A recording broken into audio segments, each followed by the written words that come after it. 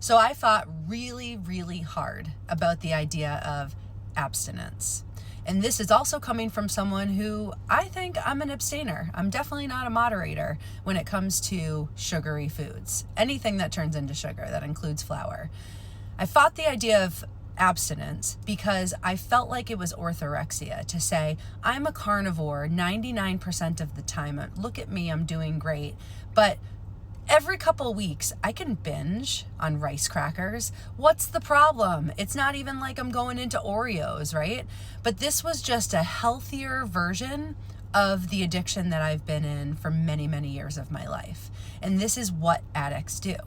I want to tell my story more and more so people can see themselves in it, because when I was trying to make sense of my relationship with food, and when I really figured out, wow, I'm actually a food addict, I needed to see myself in other people's stories. So I've been a dieter. I've been someone that's really good at dieting until a certain point. I've been a health coach for over 12 years. I've taught so many different types of hormonal balance and macro plans to help people lose weight and to manage their relationship with food. But I wasn't able to do that on my own for a long period of time. And so I discovered that I was a food addict. But abstinence really made me frustrated because I thought, oh, this is just orthorexia. People are going to look at me and say, okay, Jess, you can't allow yourself to have some crackers here and there. Or I thought, you know what? It's not actually addiction. It's because I'm always dieting and I'm not moderating foods. No, I cannot moderate food. My brain is different. When flour or sugar hits my brain, hits my lips, the cycle that happens over and over and over again is real.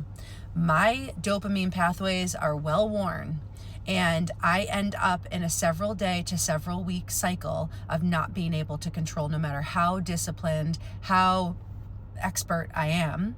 And so, but as a coach, as somebody who coaches, I thought, I don't know, maybe this is just going too far. Maybe I'm just being a perfectionist. No, we need abstinence from drug foods in order to help the brain to stabilize the physiology, which is always step one, and to work on the brain. It's part of the stabilizing.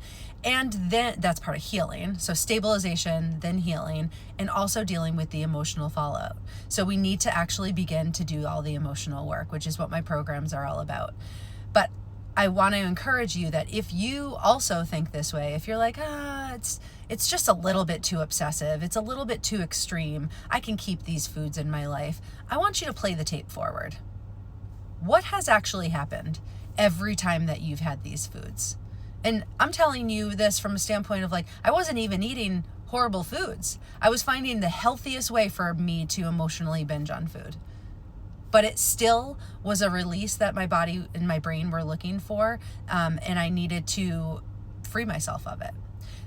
And freeing myself from it was through abstinence. I will forever be abstinent from those foods. I just will. There will never be a time in my life where I'm like moderating sugar. I said goodbye to candy 4 years ago when I started carnivore. I've dabbled in carb binges here or there throughout the years, but for the past 6 months, never even a healthy cheat. So I need you to know that if you're feeling like abstinence is too far, I want you to play the tape forward, show yourself all of the time, and I do this in my program, so you can just talk to me and we'll do it together. Show yourself what actually does happen. So play the tape forward. What's going to happen? Is it going to be the same as the 50 other times that I've said, I've got this under control? Sorry, I'm doing all these air quotes. I've got this under control. And you don't? Because that's what we do. We try and manage it.